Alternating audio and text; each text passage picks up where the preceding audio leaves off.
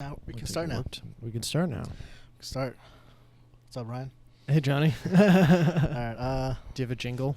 Hey, everyone. So today we got Ryan Bourassa, a local comedian, good friend. We're gonna talk comedy, like always. He's gonna give us tips, tricks, advice. He's gonna tell us about how he started. We're gonna get into a little bit of feelings, I guess. You know, talking about like what makes a comedian, not makes, but our personas, our personalities, who we are, and how that projects. So let's take a listen. Be sure to like, follow, subscribe, tweet.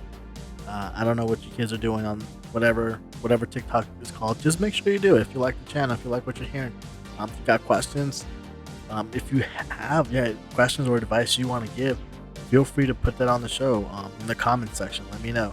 All right, let's take a listen. I put some music in the beginning. Okay. That starts it off. Yeah, I found something online I can use. Welcome to Johnny Castillo Show. I'm thinking about doing something a little bit more original like that, actually. Sure. You got drums now, so you can probably... I would go for Kirk for this. Kirk has actually he's gotten paid several times making intros for people. Yeah, musically. He's next on my list. He's a talented fellow. He's next on my list for specifically the music stuff he's doing. Mm-hmm. Yeah. But welcome to the show. Hey, it's good to be here. Hello, internet. Hello. Welcome to You Do Comedy. Yes. So we're gonna talk about your baking skills. All right. I have none. And that's the end of the podcast. I don't think I've baked. I saw in stuff my out entire life. That's all Joe. Yeah. They look good. Those brownies look Funny delicious. comedian Joe Pedoto. Oh, I'm sure he got that from friends for his birthday or something like that. Oh, it looked delicious. I don't think I've ever baked once in my life. I baked those pre-made cookies. You just put them in the oven. Does that count? Yeah, okay. Maybe I have then, but I don't know if that... Not from scratch. No, I never done anything from scratch. Yeah. No. No. Not at all. Yeah, but welcome to the show. Like I've mentioned, it's not even for newbies at this point. It's just anybody who wants to know behind the scenes comedy. Sure. How to get started, what to do, blah, blah, blah. All those million questions people have. I love comedy. Yeah. So my first question for you, because we're just going to dive right in. I want to hear your first time doing comedy. What made you like, let me try it? You know, that whole story. Well, I've always been interested in comedy pretty much my entire life, you know, watching it on TV and stuff like that, whether or not be stand-up. The Daily Show had a really big influence on me, stuff like that. You know, I watched a lot of Comedy Central. Those VH1 music shows, I always loved those too, and those always had comedians and improvisers and all that. And but it was really never something that I ever even fathomed to be a possibility, like because I took drama and improv in high school for a couple of years, and I really loved it. So I always thought that I wanted to be an actor, or at least like a comedic actor or something like that. Like Jim Carrey was like, it was still one of my biggest idols, you know. Funny movies, comedy movies. In terms of comedic people, yeah.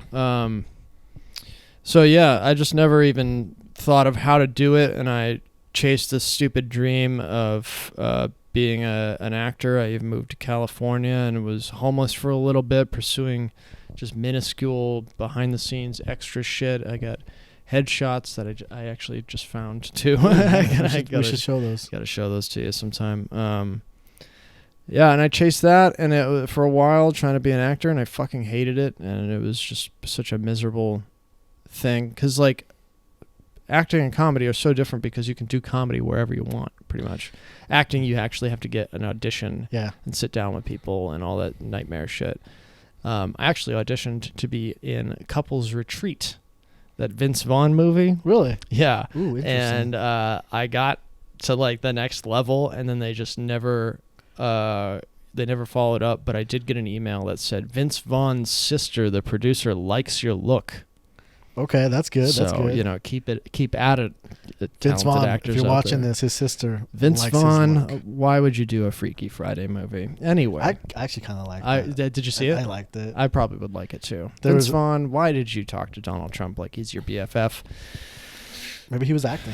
Maybe he was acting. But yes, so I pursued a stupid life as an actor, and I hated it, and I wouldn't say that I gave up, but I just, took the other route of like, I was on a date, and the girl I was seeing was like, do you want to see a live comedy show? And I was like, yeah, it was in Massachusetts, in Boston. So I was like, I've never seen a live comedy show before. Let's go do it. So we went to the Beantown Comedy Vault in Boston, Massachusetts. Dick Doherty's Beantown Comedy Vault, which then wound up being a comedy cave and a comedy den. Like they changed locations.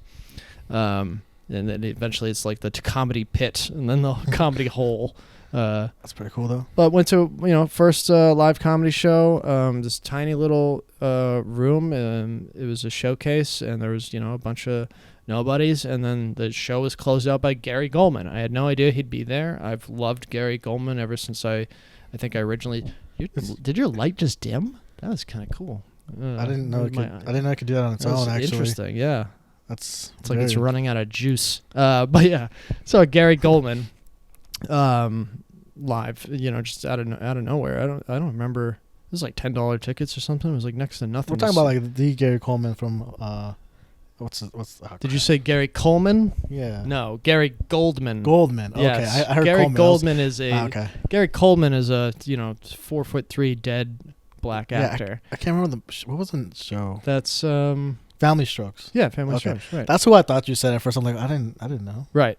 Was it Family Strokes or Different Strokes? Different Strokes. Yeah, I was thinking Family Matters and Different Strokes. Okay. Two very good shows Forgive with me. practically an all-black cast. I was a Family Matters guy myself. I loved Urkel. He was great. I watched that all the time when I was a kid. But anyway, so yeah, Gary Goldman was on Last Comic Standing. He's like this 6'6" muscular Jew. He's this incredibly handsome guy, and he was so funny, and I was sitting right up front. He even interacted with me for some of his jokes. Like, he was telling a really great joke that's now been ripped off countless times, but it's like, if you're racist, you shouldn't be able to use that culture's things. Like, if you hate black people, you should never be able to eat peanut butter, because it was invented by a black guy. I mean, that's going to rule out a lot of things. Right? Yeah. You can't have fun now. I can't have Mexican food? That always interests me, too. Do you think a lot of racists order out? And I do. I think they're like, I fucking hate those Mexicans. The only thing those tacos. Only thing I like about them. That's why I don't report them. But Gary Goldman pointed at me in the audience. He goes, like you, sir, if you hated Belgians, you could never eat waffles ever again. And, he did it was amazing seeing him live. It was my first professional live comedian that I wound up seeing, and then years later I wound up seeing like Louis C.K. and stuff like that, and actually started like pursuing trying to see stand up. And but after that night of seeing Gary Goldman, just sitting there, I was just like, oh shit, this is what's been missing. This is what I need to do. This is how I need to waste the rest of my life, is try to make people laugh, because just seeing the power he had and the control over the audience and all that sort of things. And I'd always been a funny person my entire life. I'd do the jackass stuff, throw my body around, anything to get a laugh has kind of always been my life's motivation. Wow, it's very hardcore. Jackass is doing those physical humor. I do love physical humor. Physical humor is a lot of fun. It's fun if it's not me. Sure, that's my standpoint. It's that's the thing. You think that now, but then I'm not talking about full on jackass stuff where I'm getting in the ring with like a bull or I'm electrocuting myself. But maybe a shopping cart. Not a shot. No, I even as a kid, I always recognized those are you'd get fucked up if you fell over in a shopping cart. I think a shopping cart is the furthest I would go, though. Depending how fast the shopping cart is going, it's so stiff, and like the second that falls over, you're gonna have a bad time. But no, I meant like when in middle school, I have distinct memories of like swinging on monkey gyms and like intentionally falling, but I knew how to take a fall. Okay. And to this day, I maintain that I probably know how to take a pretty good fall, and that's funny to me. Like somebody sits in a chair and it breaks, but if if they did it intentionally, then that's even like a next level funny, because they're like they put some thought into where their body's gonna go and all that sort of stuff. I love physical humor. If anyone hasn't seen this clip, look up the Comedians of Comedy with Zach Galifianakis, Patton Oswalt, Brian Posehn, and Maria Bamford. There's a great thing that Zach Galifianakis does about physical comedy. It's one of the funniest, stupid physical comedy things ever. But I love physical comedy. Absolutely. I like it too. I personally, like I said, even if I knew how to take a fall, because I've been trying to do a little acting, and I saw like the stunts they were doing this one movie, and they jump off a bus onto a mat, and they got to do a flip, and know they're trained, and so they know what they're doing. And even if I got trained, I'd be like, I don't want to do it. Really? I don't like heights. Even with a bunch of professionals, a bus isn't that high. To me, it's like looking at the Empire State Building. Ooh. So I get it. Yeah, I used to hate. I did heights a lot too. One time I did. It wasn't really like a stupid thing, but it was all when I was in the Army. We were at West Point, and I always forget that you served. I know, right? I look so young. We were at West Point. We were for the summer. We were like showing cadets like what branch you can go into and what you'd be doing. Sure. So I was an engineer. We go West Point. We stay in like their lake bunker, whatever area where they do the whatever stuff for the summer. I'm horrible at telling the story right now. Yeah, apparently, like you went through all this shit, and you're like, yeah, we went to the whatever. It's some bunker. I don't even know the name, but it's like think of like a summer camp. Yeah, think of a summer camp. You have a bunkhouse. That's what the Army is, right? It's just one big summer camp. Yeah, you know where what? they call you a maggot and they make you feel like shit about yourself. They do that, but they build you up. Sure. And then they tear you back. Teach you discipline. Clearly, you're a comedian. Well, I'm retired now. I can. No, but they do instill that stuff in you. Like I was completely different when I was in, so sure. I'm glad it washed away now. Were you like a little asshole? We're all at some point. Everyone becomes a little asshole. Like you go through your phases. Like you come in, you're the brand new guy. He's like you're either gonna be like, fuck this shit, I don't have to do what you tell me, or you're gonna be the one who does everything they tell you. And I was the one who did everything they told. Got my rank, moved up, and then eventually at some point you become the asshole because now you're in charge of your friends, right? And nobody likes that. So at some point you have to be like, no, fuck you, you're gonna do what I told you. Ugh. But I mean, thank you. It does suck, but like eventually you learn like, all right, when the clock strikes 6 a.m., working, and then do what you gotta do. 5-6 p.m. when it's over, hey, let's go drinking. Oh yeah, sure. Yeah. And the big thing was like you just have to do what you're told, whether you like it or not. Right. And the day goes by smooth. But where was I with this story? How you're not willing to jump off a bus, but you went through basic training. Yeah, I mean, I remember when I had because when you go to basic training, you have to do certain things. You have to complete those things in order to graduate and move on.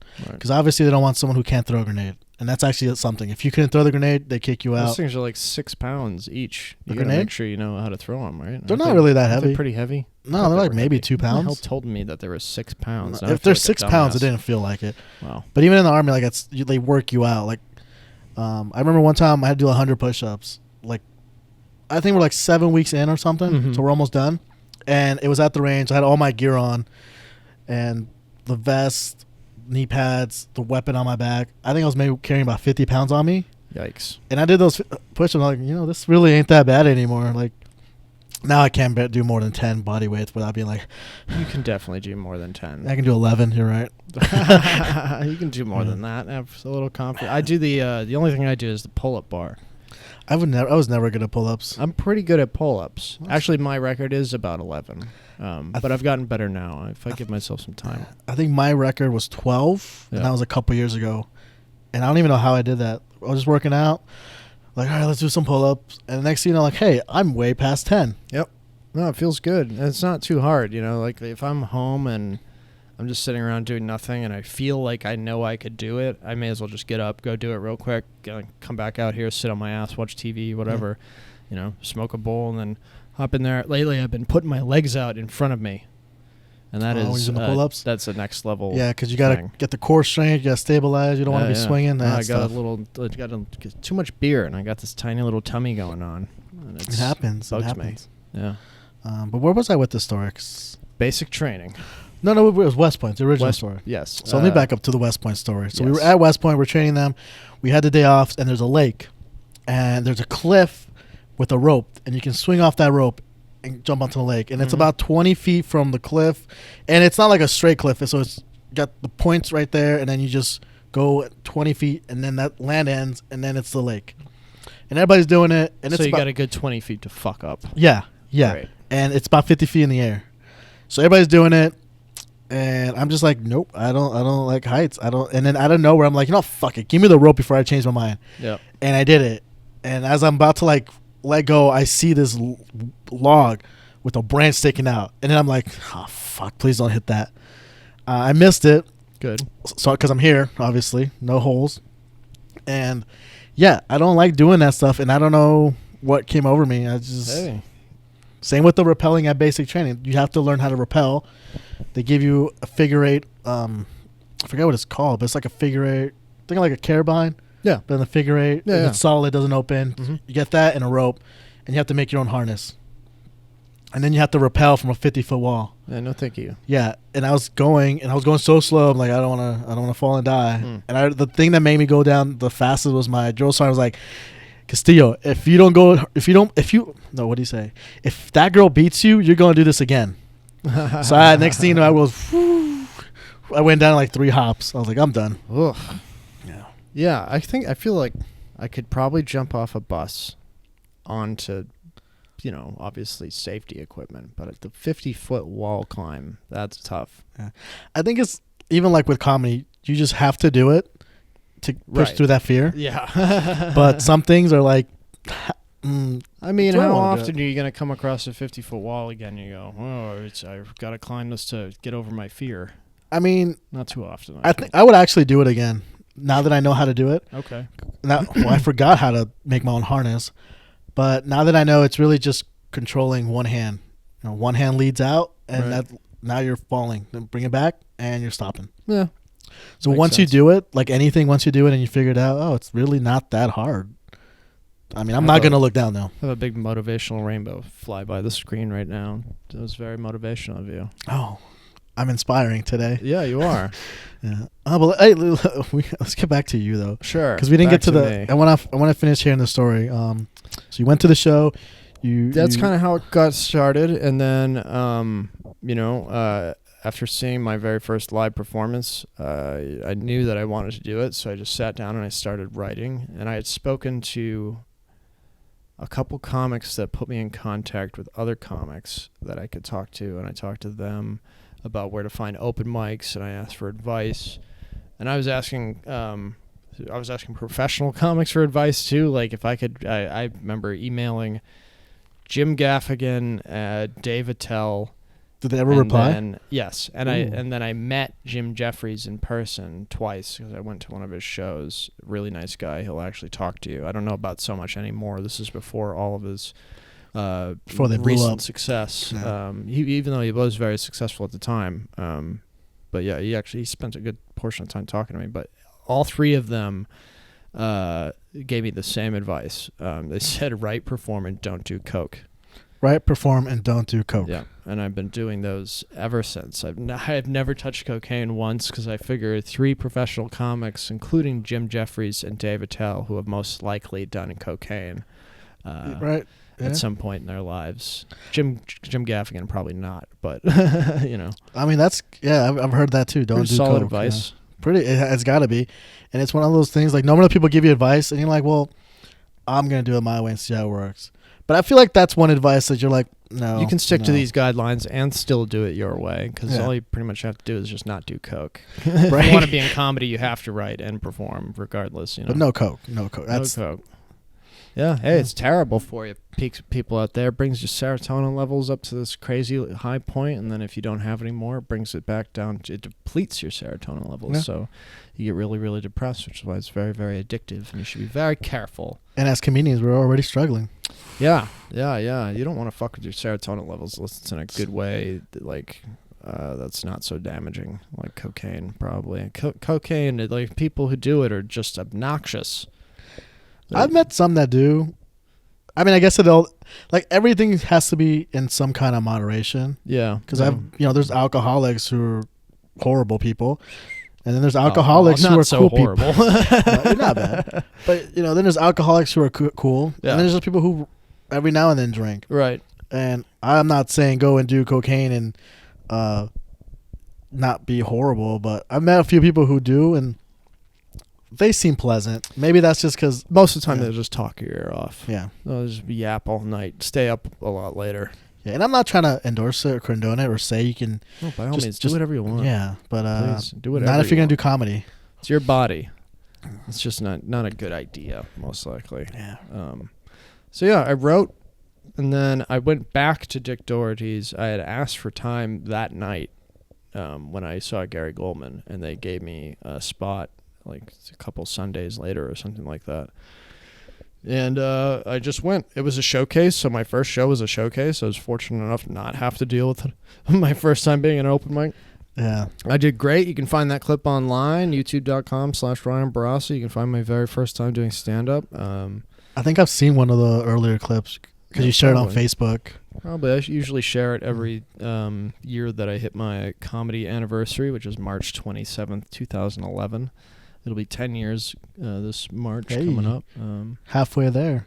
Yeah, right? Yeah, most comedians blow up around 20, so look at you. Well, we'll see about that. I don't have a lot of motivation or resources, but I'm working on it, and I'm a pretty funny, cool guy. But, yes, so I got to perform on the same show, and, 5 minutes. I did great for my first performance. I invited a ton of my friends, but there was a bunch of strangers as well. Even the comics thought I did great. Next day, I went to an open mic in like Cambridge, Massachusetts or something like that, and just fucking died on stage. Just died. I hated every second of it so much.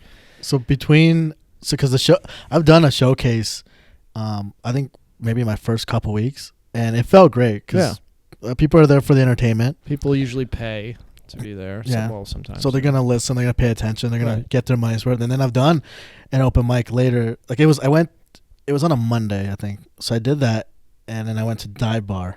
Yeah. And Dive Bar is notoriously here for. It's not for the week. I'm not saying it's a bad place, but it's not for the week. If you really want to do comedy, there's nights where, even, I've seen a few shows like it's big shows and people still bomb. Yep. And Dive Bar is definitely a place to hone your skills when you bomb like that. If you want a challenge, it's our boxing ring here in Las Vegas. Right. That's kind of how I look at it. That's a good point. That's a place where I actually welcome hecklers because half the time I go up with no material or any intentions to tell any material, and then it's just like, could somebody please heckle me so that I have someone to talk to while I'm up here? I go with the intention that I'm gonna try some material, and if I can get someone to laugh, like, all right, I caught your attention enough that joke is gonna work. Yeah. If someone at the bar who's not even listening to the comedy catches it and laughs, it should work really well with people who are. The bar people want you to abuse them. They do, and they want to abuse you back too. I know, and I'm still nervous with that because I'm not great at crowd work. I'm slowly trying to reach out when I do jokes to like interact with people. So I've been trying. I call them white supremacists. It's like, hey, what's up, you white supremacists at Dive Bar? You know, and they love back it. right corner is very suspect sometimes. Very suspect, very. But between, so when you did the showcase and then your open mic the next day, did you do the same material? No, I didn't. The first show I did, I like lost half my material because I wound up doing like kind of nervous improv. You can see that I'm a little nervous on stage because when I'm nervous, I laugh a lot. Like I have a little like giggle sort of thing.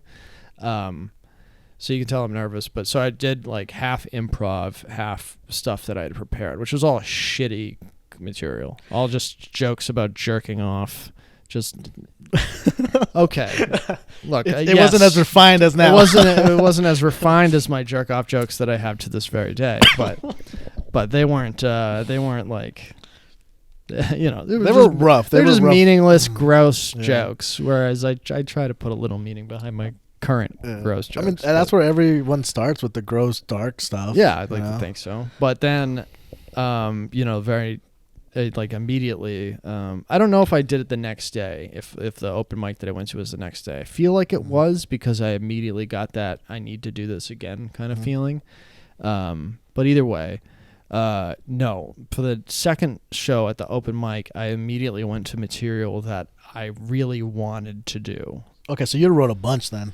I wrote before I got up on stage, I probably wrote about 10 minutes of material. Okay. Because I wrote just like whatever material, and then I wrote like material that I was just like, I love George Carlin so much, and this is the kind of comic I want to be, and I want to be very antagonistic towards religion and politics and stuff like that. So I wrote like a whole 5 minutes about religion, and at the open mic it fucking tanked. I've done that stuff at other places, and usually it works at showcases or, it was like an empty diner in Cambridge with just comics. The thing that I did learn that night, though, so it wasn't like a complete waste of time. The thing that I did learn, though, is that other people are just going to constantly bomb around you, too. Yeah. So you don't have to feel like a pariah. You don't have to feel like shit. You know, you're going to feel like shit regardless, but you don't have to feel like you're the biggest loser in the room because there's plenty of other losers around you. It's very true. Those nights when everyone's having a rough night and it's like, it's a tough crowd. Some people don't like to admit it because they're big tough guys or whatever the fuck their opinion is, but there are some just shitty crowds. It happens. Like usually I'll sooner blame comics and their jokes and whatever before I'll blame an audience, but just sometimes you run into a crowd that just does not give a fuck about comedy. They don't want to hear you. They don't want to hear anything you have to say. I mean, if at open mic and 10 comics go up and no one's laughing, that's the crowd. You got a dead room. Yeah. I mean, unless they really like one specific kind of comedy and no one's done it, but no, like. But then on the opposite side, I've had plenty of experiences where you have a dead room and then you go up and you change the entire thing. Yeah. That's like the greatest feeling in the world because that's happened to me several times in my comedy career where it's just literally a dead show. And then you're the beginning of the comedy show, but you're already 10 comics in. And then everybody after you does at least a little better, if not just, completely great. That's always a good feeling. They got to hear something they want to hear or something that's really good. It's like, you know what? I'm going to listen now. Got to get their attention somehow. Yeah, could you hear one bad comic go up for whatever reason they're bad, new or off night, whatever.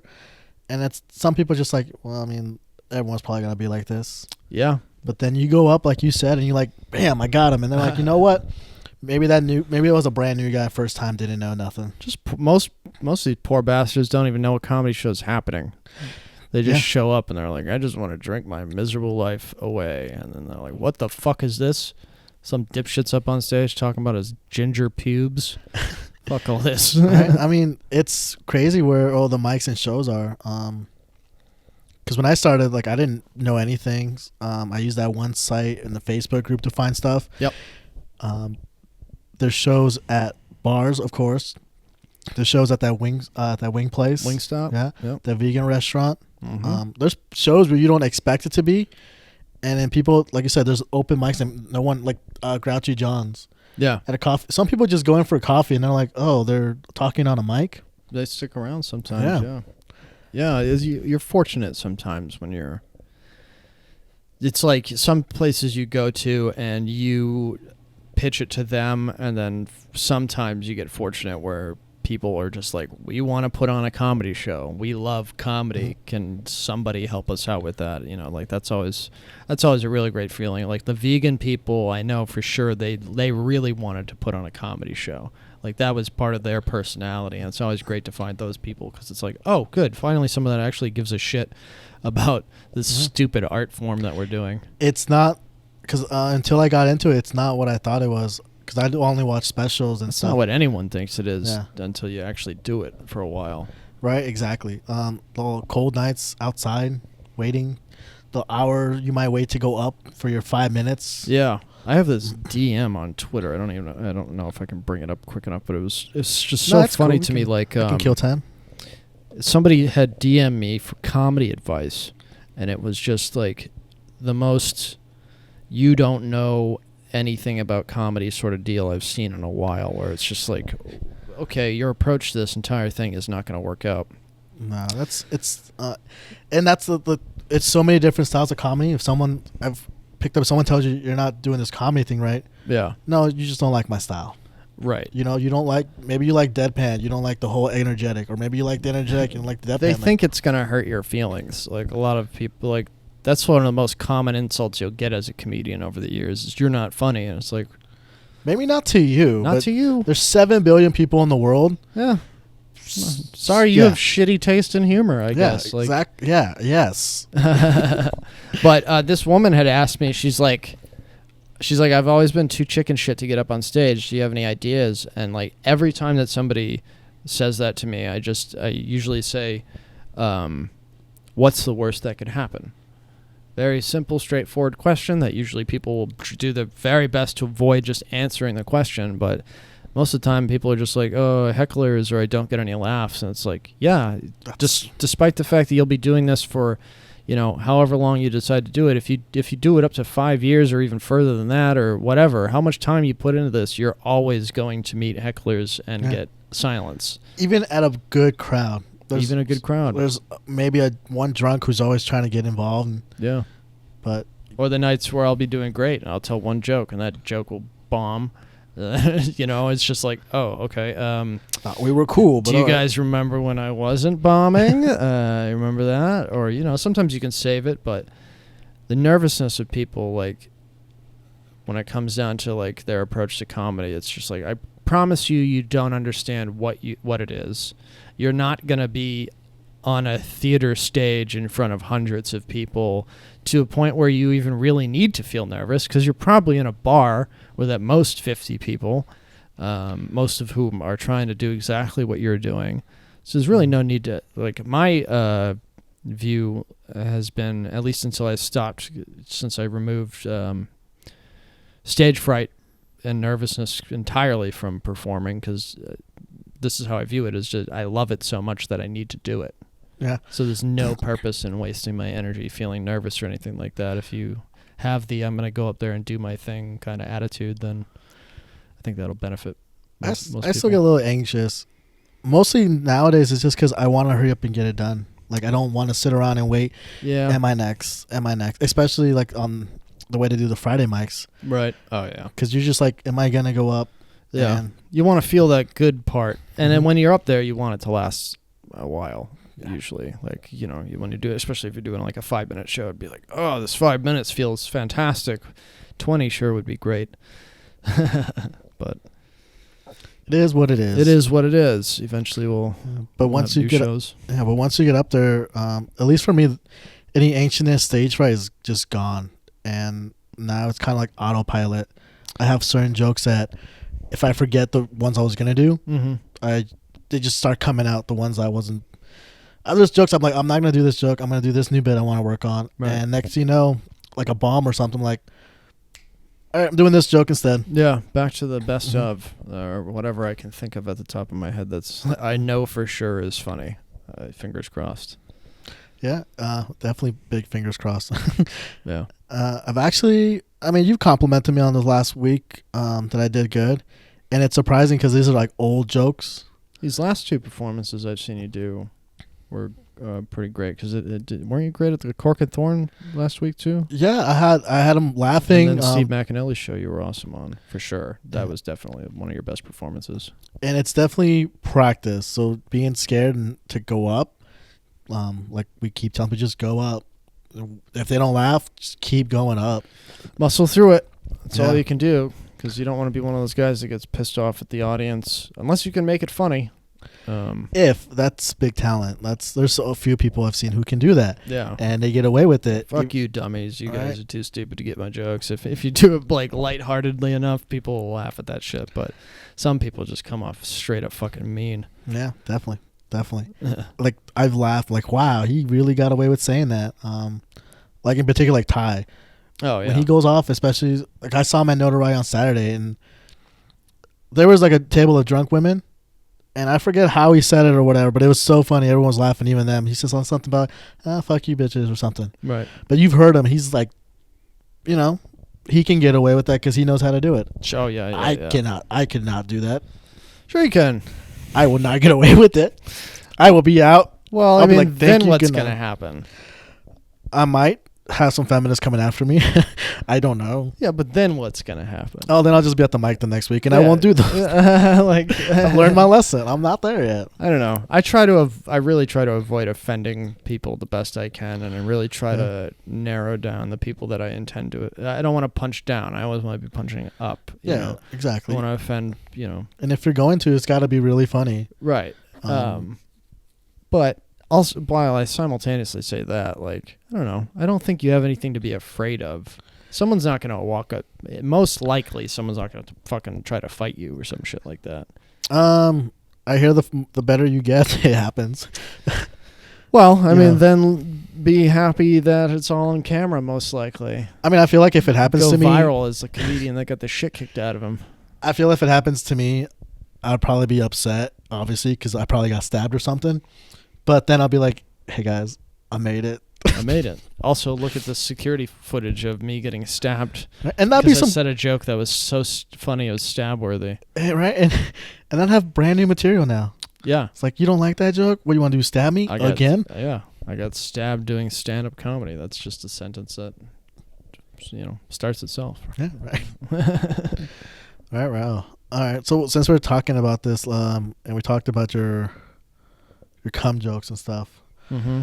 Because like I mentioned, I did it, and I was doing that Zoom show, and I heard it. Like a lot of newbies, they start with the dark, really offensive, I gotta get your attention jokes. Sure.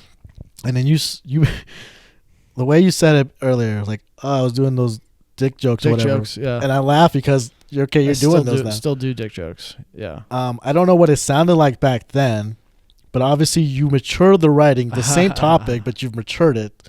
Let me compare it to, because I only remember one of the jokes from my. Again, you can find it on YouTube if anyone's actually interested. But as compared to like my wife beater joke, whereas I'm jerking off on the face of a wife beater, like I'm trying to say something in there. Maybe you shouldn't hit women. Also, I'm being really gross, but the two things, can go together pretty well. But originally, like when it just came to just meaningless, I remember telling a joke that was like, there's two of them, I think. There was one where it's just like, you ever had to take a shit so bad you take all of your clothes off? And like that was just it was like a premise. And then I think I remember the other one was like, you ever have to, like, you don't have any privacy in your apartment, so you have to like jerk off in a toilet, and you didn't flush, and you just go with the fantasy, and you're just like, oh, maybe she didn't wipe properly, Yeah, pretty fucking gross and stupid jokes that I wasn't so proud of, and I literally never told any of the jokes that I did on my first set ever again. Never did a single one ever again. Yeah. Yeah, but you've matured it now, because like I said, the wife beater joke, it's not as gross as, I mean, it's a little gross, but it's not as gross as if people just hearing like he's talking about coming on some guys. There's a meaning behind. There's a what's the word? I don't know, but there's more to it than just I'm coming on some guy's face. I don't want to make it some powerful, philosophy sort of like it holds so much meaning, but my intention with a lot of these jokes, and I would never say that I'm mature because I don't think I'll ever be mature because I don't have the mental capacity to do so. But also, do you think do people like us feel like adults eventually? No, no, right? I felt like I was an adult when I was married until I got home. Huh. Only because when I was married, I had to go to work and do adult things. Right. Then you get home and like, hey, I'm home. Yeah. Other than that, no, I do not feel mature at all. I'm 31 and I play Candy Crush half the day. Well, that's a whole other world. I'm worse off. But yeah, I don't know. I feel like that's an antiquated thing. There's got to be people out there that are like, I'm an adult, and they're probably even younger than we are. They wear suits every day. I used to wear tucked in shirts, khaki pants from my old job. It was horrible. Hated it. I was dating a girl and we went clothes shopping, and I was like, hey, if we're going to hang out, maybe you'll see something that would look good on me or whatever. But I was like, remember, there's only one rule. It has to be black. I almost exclusively wear all black clothes. And she immediately turns to the rack that's right next to us and grabs these beige khakis. And she's like, what about these? I was like, oh, I don't think you got the first letter right. I don't think this is going to work out. Not too good of a listener, apparently. Yeah. I wouldn't say I've matured, but I do try to write with a purpose. In some jokes, like I have a joke about Confederate statues. That's a really gross joke, but I'm saying about how we should. But it's got meaning though. We shouldn't respect these people, and like every meaningful joke I have is usually attacking some sort of racist or homophobia or bigotry or something like that.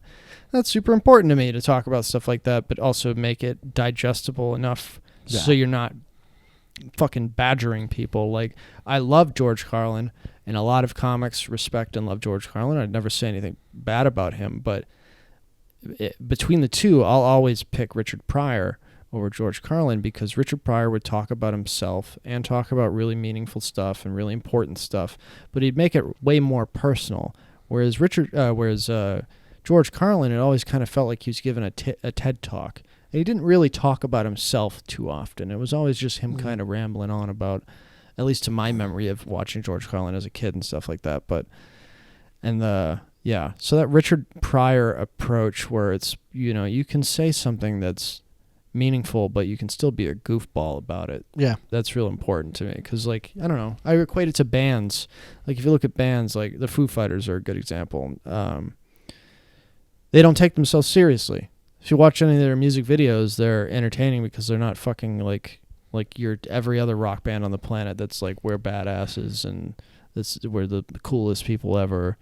It's like, you can actually have fun with this stuff. You don't have to take it so seriously. Yeah, it just can't be willy-nilly, but you gotta have fun with it. Oh yeah. So yeah, that's a good that's some solid comedy advice I'd love to give anyone out there when they're fucking feeling miserable about this awful entertainment business. Is just like, hey, remember to have fun with it.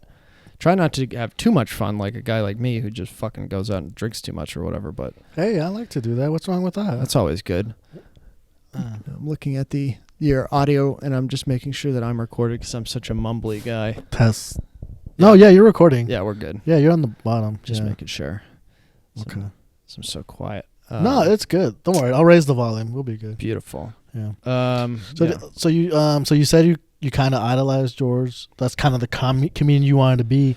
Is that still kind of true? Yeah, in a way. Like I said, the meaningfulness of what he's trying to say, where he goes up on stage and he does make it a lot easier for people to laugh at horrible things. Like, he rants about the government and politics and all sorts of bigotry and all that sort of shit.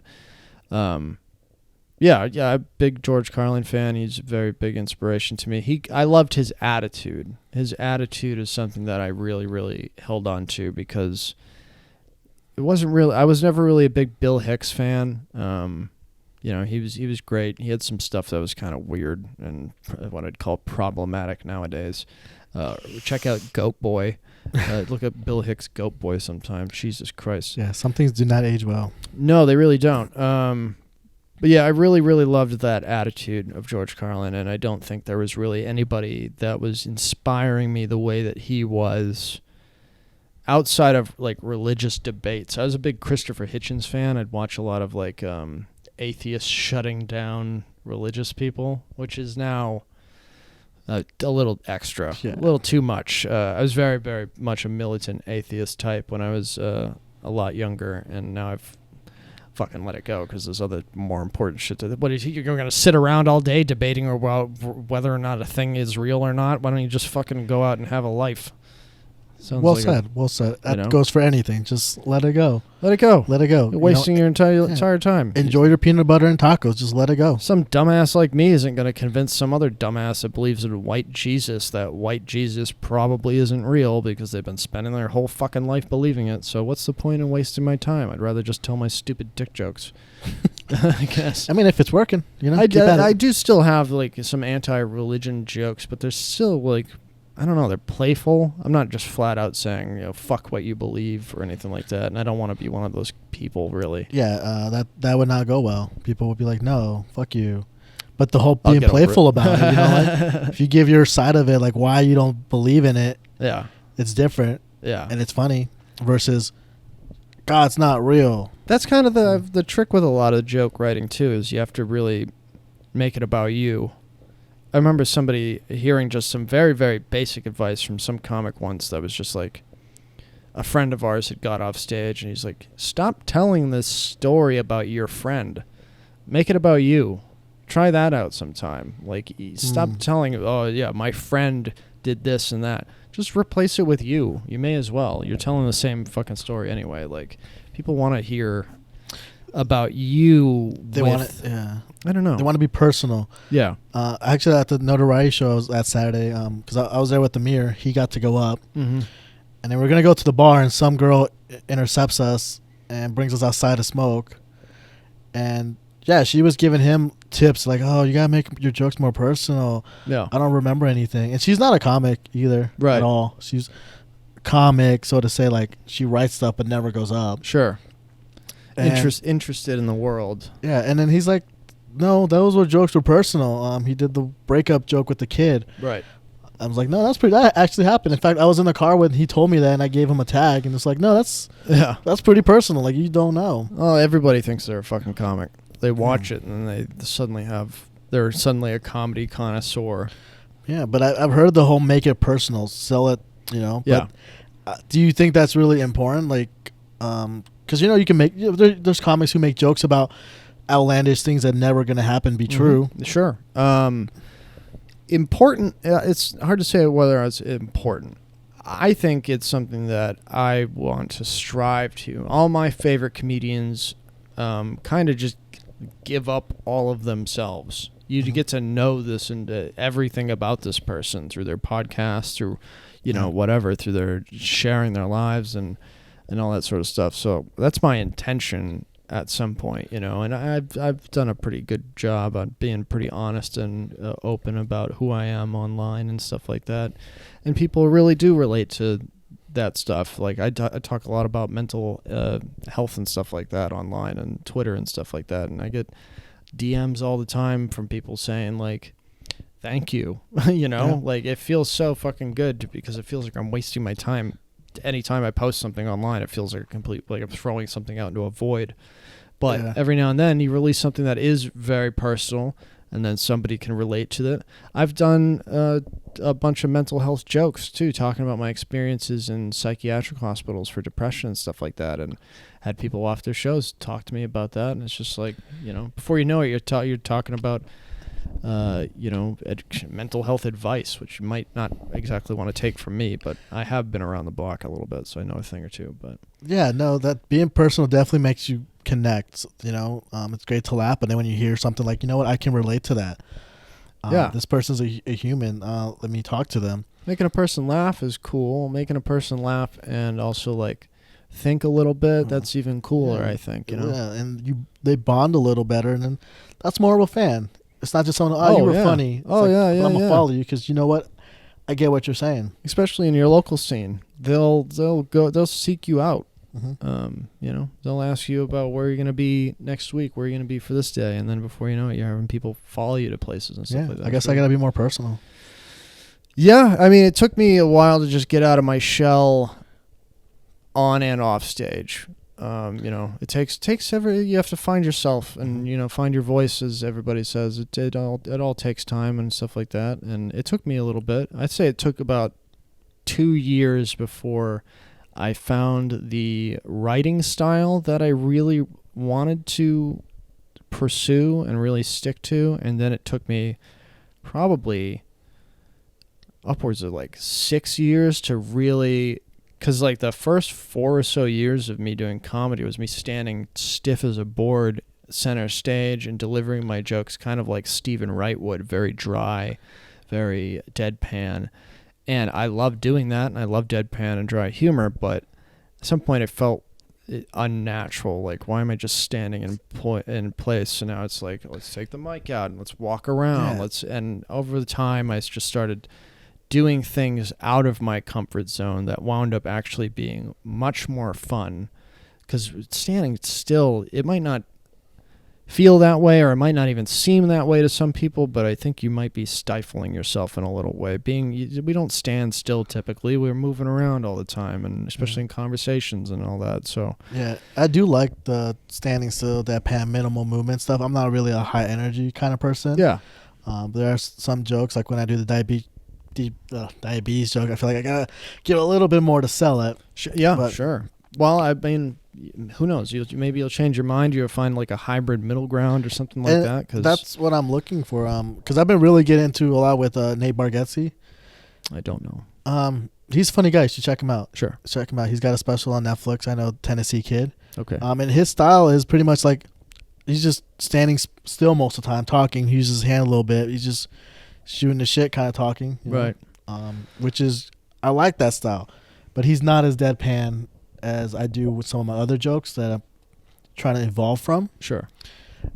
And I've heard it a lot. It takes a while to get your voice and really find your style, like what you think you want, what you're doing, and then what you really are. It takes experimenting. People put too much pressure on themselves, and I think that's, you know, how I started to, like, when you start, you kind of feel like everybody kind of hates your fucking guts. You don't have any friends yet. You know, you slowly meet some comics and stuff like that. You'll be fortunate if you like have a good set and then have somebody walk up to you and tell you that you're funny, and before you know it, you're making comedian friends and all that sort of stuff. But when I started, you know, it felt very much like a clique. Like I wasn't part of the group sometimes. It definitely feels like that because everyone's like when exactly like you said, when I started, you guys were already close. You've been doing it for a while. Yeah. And it feels kind of like exactly like a clique. Like, all right, I'm the new guy here. Got to work my way up a little bit. But all likelihood, you're just putting too much pressure on yourself. Like so many people are. I think of all the countless comics they're like, oh, I got to write more. I got to do this. I got to do that. And it's just like, yeah, you should work harder, but don't forget to have a good fucking time as you're doing it. You don't have to actually sit like so many comics. That are like, I hate telling the same jokes over and over again. I've been doing this for almost 10 years. I love telling the same jokes over and over again because they're my jokes. I love them. They're my babies. I hate doing the same jokes, only because it's getting repetitive. Sure. But every now, like I found a new tag for one of the jokes I'm doing. And that's what I love when it's something because when it grows. Right. Sometimes it does get annoying. I'm doing the same. Like when we had an open mic almost every single night, 2 at a time, and doing the same one for, it gets a little annoying because like I'm gonna say it again, but it definitely helps perfect it. Yep. And then one day you're like, I love this joke. You're polishing a turd, as they say. It's gonna be a nice turd. It's very gonna be nice a turd. shiny turd one day. I have enough material where I can switch it out. If I was to do the same shows, like I could probably do a couple weeks of not doing the same material and then eventually work my way back to doing that and then jumble it all together to mix up the stuff and put jokes where they don't belong and just kind of you got a playlist. Have no structure. Yeah, sort of. Yeah, in a way. Yeah. I think maybe it's just because I'm still stuck on my one hit wonder. I got to get through build my playlist, and it's not like I hate my jokes. But I do sometimes, like, I don't want to do the same joke again. Yeah, of course. But I don't hate them. No. The ones that have been working, I love them. Just practice, find a new tag, improve on it. 10,000 hours. I wonder if I've hit that yet. I wish I kept track of how many shows I've done. So I used to have a notebook where I'd keep a tally, and I lost track around, like, 82. And I stopped counting, and that was obviously very, very long time ago. Well, I mean, 82... You can probably, reverse engineer a little bit. 82 for whatever weeks. Now you've been doing it for this many years with the same intensity, blah, blah, blah, X equals blah. Yeah, maybe. I don't know. COVID kind of fucked up the equations a little bit.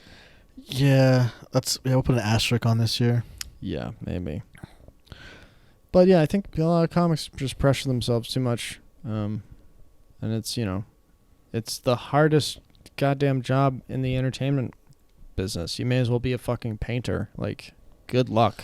Yeah, that's hard. Good luck making money. So, concern yourself with having a good time, and then everything else will kind of just fall into place, I think, because people will recognize that you're a funny person. Yeah. If you're actually a funny person, they'll start wanting to work with you, and then... I mean, having fun is... that's the one advice everyone's given on this. Like, just have fun, because it's true. Like I said, I feel a little anxious until I go up. Yeah. Mainly because I just want to go up, and then you're done, whether they laughed or not. You go outside, and you all start having a cigarette or joint or whatever, and now it's a good time party. Yeah. And even if you bomb, you still go outside, you do the same thing, having a good-ass time. Yeah. I mean, sure, that might be surrounded with addiction and the crave for the love and attention of friends and strangers, but it's still a good time. Yeah, I mean, I think that's kind of how we're wired. I know enough sober guys to still confirm that it's a good time. Yeah. Guys that actually don't drink or smoke or anything like that, and they still have time in their lives. Definitely. I mean, it's just a good bonding experience regardless. It's a nice little cool club to be in. I kind of think that we are the embodiment of a good time, like you look at any... modern celebrity, it's like they always have at least one comic somewhere in their close friends list, because who doesn't like being around comedians? Right. Yeah. They're usually a good time. There are people out there who don't like being around comedians, and I don't blame you. They're barely people, but some of us are pretty fun. Yeah, no, I don't think we have an off switch. I do. I mean, you got to, in some areas, you definitely have to know the audience, but at the same time, like, if you're around the right people, you'll never have to worry about that. That's true. There's people who go too far. Like you'll be standing outside and you will be able to, you can recognize that a joke is being told. It's like, but they're trying to pass it off as a story, and it's like, are you trying to tell me a joke right now? Oh yeah. I ask people that too. Look. I'm like, are you trying to tell me a joke right now? And they'll be like, yeah. I'm like, save it for the fucking open mic that we're at. Yeah. No, see, that's not what I was going. I was just saying, like, always making jokes, even unintentionally, because that's all we do. We just joke around, you know. Like we'll just say dumb stuff that's funny. It was. I don't think I've ever. Pete Holmes said a quote that I'll never remember. I even tweeted to him, and he can't even remember it. But it was something along the lines of like, and it's a quote that he took from somebody else, so it's not a Pete Holmes quote. But it was like something like, "Humor is the quickest way to deliver the truth to somebody," or something like that. And I don't know. I feel like joking around all the time, like that is a very people like that. Typically, I mean, obviously there's moments in life where you got to be serious and you got to take things serious and you got to be an adult and all this sort of stupid shit. But like every time I make my girlfriend laugh, her tits bounce. How could I not constantly tell jokes? Like, you know, like and that's not just my girlfriend. All girls' boobs bounce when you make them laugh, believe it or not. So I'm gonna keep an eye out for that. Sometimes you just gotta make, just for that thing alone, tell jokes just for that. So if you make a girl laugh and her boobs don't move, you didn't really make her laugh. Some girls don't have big enough boobs to bounce, unfortunately. Just like dudes and their penises. Yeah. There's always an exception. You're right. That'd be kind of funny if dudes like kind of did a Kegel when they laughed. I mean, if you had a boner, you probably would.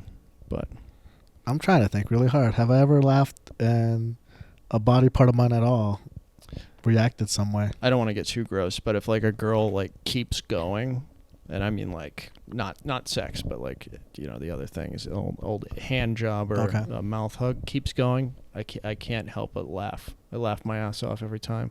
That sounds like a crazy person thing. After you finish, it tickles. Yeah, after you finish, that. And feeling, then I feel so rude giggling. I know. No, you're spot on. I'm squirming. I'm like, no. Yeah, hey, I'd hate to say stop, but also, you know, you're really... I'm ticklish. I'm ticklish, bitch. Look, don't take any offense to the things I said. Girls' boobs bounce and all that, but that's not the purpose of telling jokes. That's just one of mine. Yeah, right? Just laugh. Just laugh. I see no problem in telling jokes constantly, and the whole COVID thing actually... kind of helped me in some areas in terms of improving, getting out of my shell, because I'm not a super social person a lot. Oh, neither am I, dude. I mean, I make a whole joke about that. Like, that's serious. I'm like, I do avoid talking to people, and like sometimes, like even Aubrey and I, we went to go to some animal rescue place to just pet some animals. And, with the parrot? Is that where the parrot was? Yeah, that's the second place that we went. Okay. But we went to another place before that, and like we're sitting in the car, and I'm just like sitting there. I was like, look, I'm gonna sound probably like a crazy person, but I would love to experience this entire thing without talking to another single human being. Dude, I mean, and I want you to do whatever you want and feel however you want and be comfortable and be yourself. But I would love it if we went into this place and pretty much anywhere, and if you didn't go out of your way to talk to somebody. That drives me crazy. I can't do it. Sometimes. I mean, that's majority how I feel too. Even doing this podcast, I'm like, I wish I could just do an interview with Ryan without having to have Ryan. You know, like, I feel the same way. Because I mean, it's just interactions, like introverted. Like, I don't really. It's strangers for me. I don't know you. I can go by with strangers because most times it's just those short, like, hey, how you doing? Good. Right. How are you? Good. Have a good day. But that's me sometimes. But the point that I was trying to get at is COVID has kind of helped me out in that area, because it's like, boy, do I kind of miss people. And lately, and right when COVID actually started, I had noticed that I had been talking to strangers more and telling jokes more specifically. Like, because sometimes there'll be an opportunity, and I don't know, you get a completely random stranger to laugh in the supermarket or, you know, whatever. I was doing my tattoo removal service the other day. I went in like 2 days ago, and I was leaving, and there was a woman sitting in the waiting room, and I go, "Don't trust him; he'll hurt you." And she started laughing, and I was like, "I'm just kidding. He's great. The doctor that removes the tattoo, not doctor." Wouldn't that be great if you needed a doctorate to remove tattoos? It's not a doctor? No, I don't think so. He does wear a lab coat, though. I thought it was some kind of like special medical procedure. I don't think so. No, I think if as long as you can afford a $200,000 laser, okay, then you could probably do a tattoo removal thing. I mean, that makes sense. I mean, it's not doctors doing tattoos. Doctors without tattoos, without borders. Anyway, yeah, but that lady laughed, and so did the tattoo removal guy. So boom, I just got two people to laugh with practically a one-liner, and then I'm out the door. I feel good about making them laugh, and I've been just literally doing that more. And it sounds like I'm bragging about such like a common everyday thing, because there are people out there who actually function and talk to other human beings they don't know. But I've been kind of proud of myself this past year, getting out of my shell. Yeah, that's definitely good. You're being more, I guess, is it extroverted, Yeah. I don't like being introverted in a lot of ways, but there's some ways to, like, people will definitely confuse you for mysterious, or in my case, intimidating, which is the most ridiculous thing I've ever had to experience in my entire comedy career. Is the countless newbies in comedy that go, "Oh, first time I met you, were so intimidating." Like, what are you talking? I cry in my car all the time. Yeah, but we don't see that. Yeah, I know. if you get out the car, it's like, oh god. They'll be like, I guy's a pussy. He's not intimidating. I've never, looking back, I can actually see that you being a little intimidating looking all the time. I think it's just because you wear black. Maybe. I think it's just because I'm pretty quiet. That's all. That too. People think I don't like them because I'm being too quiet or something. I've gotten that too, because like I said, I'm quiet. Like, yeah, I don't. I actually had a meeting. Like, some guy wanted me to be a co-host for his show. He found me on Twitter, and he looked at a couple of my videos, and he thought I was really funny. And he's like, "I'm throwing my life savings together to make this show, and I'd like you to be the co-host." And I was like, "Okay, cool." And he sent me some things, and it didn't really seem like a project I was really super interested in, but I was like, fuck it. It's like a week of filming. Maybe it'd be cool. And he's like, "Can I meet you in person and we'll talk it over some more?" And I was like, "Sure." And we meet, and he tells me his whole life story, and I'm just like, ugh, this is not a project that I want to be involved with, co-host or not. Like, he wants me to be interviewing people I don't know or care about, which is not, doesn't, like, you put me down with a comedian that I actually care about, I'll talk their ear off all day for you, no problem. But if you're gonna bring in some technology guru, it's like, I don't give a shit. I don't want to talk to you. I don't know you. I don't know anything about you, and I'm not going to do research. No thanks. So at some point, I'm sitting down at this lunch meeting with this guy, and I'm quiet like the whole time, and he's just like, "What's on your mind?" And I was like, "I would really love to go home right now. I'm not saying that I want to leave and that this is an awful meeting or anything like that, but in my mind, in the forefront of my brain is, I wish I wasn't here right now." Not in like a fuck you and fuck your project sort of way. Just, I would be so much more comfortable not doing this. Yeah, no, I can relate to that so much. Yeah. I do that at mics sometimes. Sure. So yeah, I can relate. It's kind of weird. You think, like, because I make a joke about it, it's weird. Like, we're doing jokes on stage in front of people we don't know. Oh yeah. Center of attention. And we're like, yeah, I don't like people. I don't like to talk to people. Comedians are very contradictory types. Jerry Seinfeld even said something like that, like in some interview where he's like, "Put me on stage and I'll talk all night, but you put me in the crowd and I won't know what to say." Yeah, and it's funny. Like, I don't know if it's maybe not funny or irony. I don't know. I should get a fucking thesaurus and look up words more. But it is when you look at it that way, like, wow, these.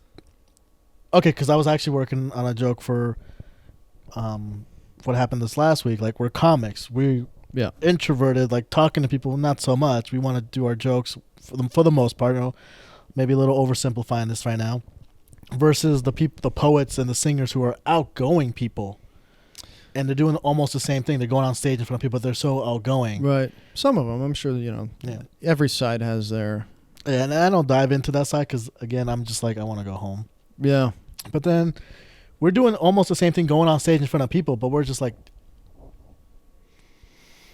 at the end, like, it's a real strange, unnatural thing. Yeah, I don't know how to explain it, but yeah, it's... even just the idea of getting in front of a whole room full of people just to tell jokes and make them laugh and having everybody with their attention and focus on you is just such a strange thing. And then to get rewards from that eventually and just the gratification, and there's just so many factors coming together in the world of stand-up comedy that just like it makes for interesting people. The people that get involved are typically interested, and somehow without ever even meeting each other, you could meet somebody who's interested in comedy or somebody that has been doing comedy for a while. And if you're a comic or somebody who's interested in comedy, it's amazing how much in common you'll have with a complete stranger.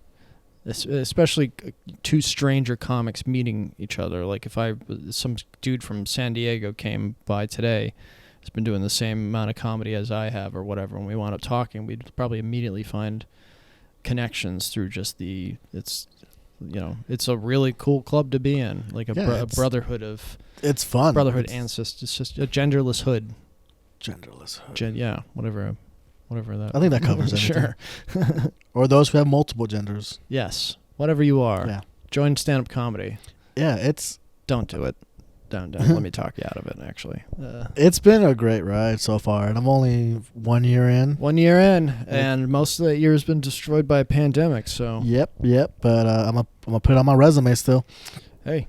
Yeah, but it's absolutely lie on your comedy resumes. Nobody can back it up. Well, why not? Right? Yeah, look it up on YouTube. Yeah, sure. Yeah, that's been interesting this year. Everything getting out of my comfort zone to do this. Met some great fun people. Yeah. You're one of them. Nut jobs and party animals. Maybe. Who knows? I fit into both those categories. I'll admit it. Fine. Yeah. No, I met a lot of great people. I met some really great friends out this year, even outside of comedy, because they like comedy, and I happened to be starting my comedy when I met them. What? Yeah, dude, it's been great. Friends outside comedy. I know. I bring them to shows. Sometimes they come support. What a world. I know.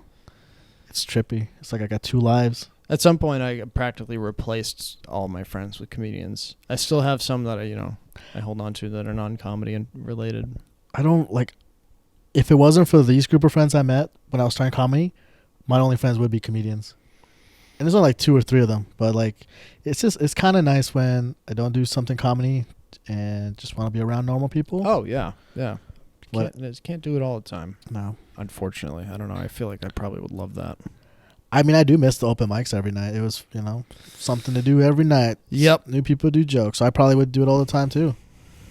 It was a lot of fun. What do fucking normal people do? Jeez, you stay home and you read a book? Or play Candy Crush. Put a puzzle together? Watch anime. Yuck. Why not spend 5 hours so you could at some bar so you can get 5 minutes on stage? That's very appealing, and I will do it. I don't know. I mean, we do love all it. these misfits. We speak the same language, comedians. Yeah. Yeah. We all have that little tiny thing inside us that just clicks. With the people who have, there's the full-time comedians who just do this, and the open micers who have a full-time job or 2 or whatever. Right. There's that one little thing inside us that like, let me spend 5 hours at this bar in line to maybe go up. Yeah.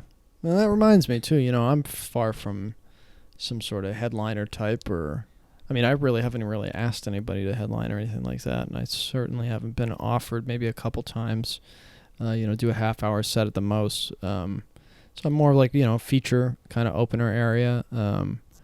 But when I started, and to this very day, you just constantly hear people shitting on open mics, and it's just so ridiculous to me because it's like, this is the number one place that you come to practice. This is where we all start. I had some hater or whatever the hell you want to call him say to me one point, you only hang out with newer comics so you can feel like a bigger comic yourself. And it's like, no, I hang out with newer comics because they're nice people that are interested in the thing that I've dedicated my entire the past 10 years to, and I love it more than anything in the world. Plus, headliners are fucking assholes half the time. Half these people, they get their own head up their ass thinking that they're God's greatest gift to comedy, and they very well might be one of the funniest people in the world, but there's no purpose in being a dickhead to people. True. And and you know, not being nice to the people that you're working around and stuff like that. I pretty much get along with just about everybody, regardless of what level you are in comedy, and you know, I think that everybody should be treated pretty much the same. It drives me nuts when people think that they're so high and mighty. It's like, you started. How else do you expect people to fucking start in comedy? Yeah, remember when you bombed your very first time or so? Everyone's gonna go through that. Right. Don't forget. You know, it's like needing a job to get. It's like needing a car to get to your perfect job. Like, you still need to work to get that car to get the job. You like, still gotta walk to the car. You gotta get in. There's still stuff, and like, you're not gonna be some fucking brilliant. Like, drives me nuts. Yeah. Well, I'm glad you spent time with us. Is that your outro? No, it's not. Oh, okay. No. What was my outro? I don't know. I had it in my head, actually. So you do comedy, and I was gonna ask you, since you brought it up. You know, once things pick up more, are you gonna go for more headlining spots? You gonna request some, or headlining spots? Probably not. I'll probably stick to featuring and stuff like that. And my biggest goal is, once all of this hopefully blows over, which is really not looking like it's going to. Actually, I was looking at some stats. About Vegas specifically, we're at like 21% of the population is infected or some shit. It's like fucking retarded right now how bad it is. I got like another friend. She's getting tested tomorrow because she thinks she has it. Yeah. So things aren't really picking up that way, and that's fine too, as long as they keep giving us unemployment money. Go ahead, absolutely destroy the whole economy. Just keep giving me my checks. To work. Yeah, well, that was a dumb idea now, wasn't it? I know, right? Why did I have a career? Call your boss right now and say a racial slur to him so he fires you, and then he can get unemployment. Or just do your job poorly for a couple weeks. I already do it. Yeah. What the fuck were we talking about? Headlining. Yeah, my goals are probably going to be just really try to get the underwear show back up. You know, actually, since you bring it up, since we're going to probably be stuck like this for a while, and it just popped in my head just now, like, why don't we just do more? I mean, everyone's doing Zoom shows and stuff. But, I mean, at some point we kind of have to just, whether we like it or not, explore that possibility. Why not do Zoom? I don't know. Underwear show. Online? Yeah. Oh, jeez. I don't know. I've done a handful of the Zoom shows, and it's just not the same. And, please, do your Zoom shows. I'm not going to try to be one of these judgmental comics that says it's a waste of time or anything like that. They're definitely... I've seen them be beneficial. I've seen funny Zoom shows, too. Like, Kirk has done a bunch of them that I've watched, and they're always pretty entertaining. But for me, personally, I need that audience reaction. It'd be nice if I could hear the audience if I was going to do an online show. Definitely. The one I did... is actually pretty good. There was enough. I think it was 40 people. Yeah. Which surprised me. Because I was thinking the same thing. Like, I'm not gonna hear anyone's laughter. Right. Blah blah blah. But they left them unmuted as long as their house wasn't chaotic. Right. So they could hear the laughter. So you can still kind of hear them. Yeah. Oh, okay. So I mean, I guess it's like any other show. How well it's produced. How well it's advertised. So. Yeah. I mean, I definitely could do it. For sure, but I don't know. I think the Underwear show online would be a pretty good draw. Maybe, because I mean, it's not just comedy. The whole theme behind doing the Underwear show, the comedians in their underwears, is already a pretty good idea and concept. Right. Yeah. So now you're going online. There's perverts online. I might need to think. I do know there are plenty of perverts online. I might need to think about that. Yeah. Yeah. Who knows? Maybe I'll give that a try one day. We'll see. Yeah. But yeah, my goals are pretty much just kind of.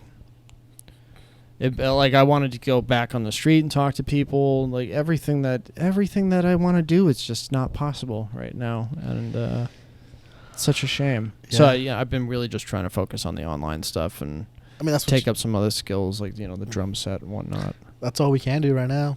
Life out there is slowly dying. Yeah.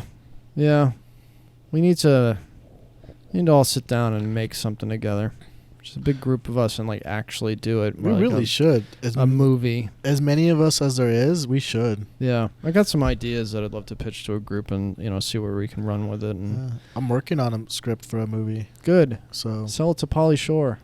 No. Nothing against him, but it's not the role built for him. No, in my head, this is more of a Seth Rogen and his crew type of movie. All right. Judd Apatow. Yeah. Hell yeah. So I'm going to sell it to them. I hope it works out. I hope so too. That'd be great. Script writing is such a fucking nightmare, and I hate it so much. I like writing. I like script writing. Yeah, we should do something. I'll write the scripts. Hey, yeah, maybe. All right. Absolutely. So I don't know how long we've been going. This has been a very good one. This has been a very It's probably informational been one. about an hour or so. I think. Hour and 15. This is the new record now. Hey, New record. look at that. Well, maybe like an hour and 10. There was that setup. But hey, new record. Very informative. Very personal. I hope that here. wasn't entirely boring to if there's anybody out there listening. Well, I mean, this is behind the scenes. You know, if you want a comedy, go to the show. You know, this is informative. Yeah, we're so funny though. Yeah, I think so. Funny that it doesn't matter. Yeah. It's funny to us. That's right. And Do I plug myself? I'm about to give you that in a Okay, moment. yeah. But I want to ask you one last final question. Okay. To anyone out there who's thinking about doing comedy, who's just started doing comedy or whatever, what's one advice you wish you could have given yourself that you're going to give them now? Don't be afraid to ask for shows. Okay. I spent a long time. I spent about anywhere between 2 and 4 years, maybe, not really asking for shows. I would occasionally ask for a show or, whatever, but a lot of the time I'd go to shows and I wouldn't even talk to the host or whatever. Then that's a dumb move to do right there. You should definitely talk to the host, no matter what show you're at. If as long as you're not being a pain in the ass, following the guy around or whatever, whoever's booking the show, walk over and talk. Hi, I'm a comedian. I'd love to do your show sometime. If you have 5 minutes available tonight, I'd be so grateful. Like whatever. Like you'd be surprised how many times I've been put on a show that I'm not on in that night. Or if they say no, then you'll be on next week or you'll be on a month from now. You might even make some money. So just make sure that any show, don't be nervous about it. And I think it's kind of expected of us in a way that you should ask for shows. If you I've probably told you the same very thing at some point, because so many people go to Steve McAnally's show. That's like a perfect opener showcase. In terms of if you're starting out in comedy, that's like the perfect showcase to get on is Steve McAnally's show, because he always has a pretty decent audience of nice, supportive people and all that sort of thing. But they're also not going to laugh at everything. And Steve's a nice guy, and he'll put you on the show like that. And before you know it, you got 5-7 minutes on stage. He'll give you a feature spot if you've been working hard enough. Whatever. But ask for those spots, because they're not going to. I spent so much time expecting to be booked based off of my talent, because people would tell me that I was talented. People would tell me that I'm funny, blah, blah, blah, but they wouldn't give me a spot.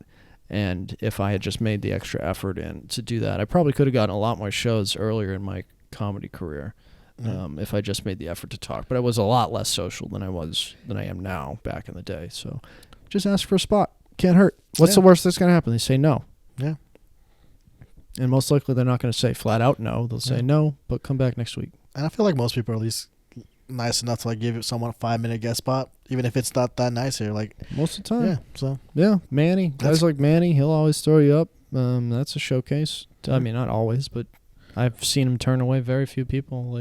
Most people in comedy are genuinely nice people and all that. So yeah, if you're not a dick to them, that's a big part of comedy advice. Don't be a fucking asshole. Yeah, especially to the ones who are cool, and then everyone's being a dick, and then eventually they stop being cool because everyone's a dick to them or somewhat. Yeah. Be nice to your hosts. Be nice to your hosts. If you're arguing with a host, chances are you're wrong. Yeah, even if he's wrong, you're wrong. It's like dating. Well, I mean, some hosts, I don't know. Yeah. I've definitely seen some shit. Yeah, well, that was a good advice. I haven't heard that one on the show. That was a good one. Yeah. That's in terms of advice I haven't told already. That's a big one right there. Yeah. Don't be afraid to ask for a show. Yeah. All right. So this is Ryan Bourassa. He had shows before COVID, but he's got do your thing. Before COVID, I had a weekly open mic at the Sand Dollar. Who knows when that's going to be coming back? Music is their priority, and I also run Underwear Show. You can find Underwear Show on Facebook.com/Underwear Show. Give us a like, please. Even though we're not doing shows right now, we need your support, and by liking it, you'll see further shows when I do finally put them together. But the most important things are my Twitter, which is at Ryan Kicassa, RyanKickassa. And all my links, literally every link that I have, can be found at allmylinks.com/RyanKickassa, RYNKICKASSA. Also, I'm an independent porn producer. I make and sell my own porn. That's right. I shoot pictures of my ding dong and videos and all that, and I post it on the internet. You can find all that stuff at JokeSlut on Twitter if you happen to like nude, rude ginger guys. That's pretty much it. Buy my stuff. Buy my merch. Check out my Patreon. My Twitter's the best place for everything. I put so much shit on Twitter. So much funny stuff.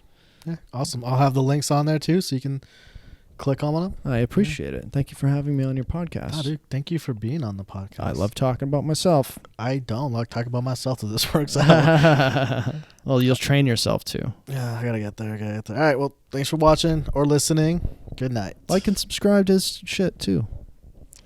Damn it, I always forget to do that. Yeah.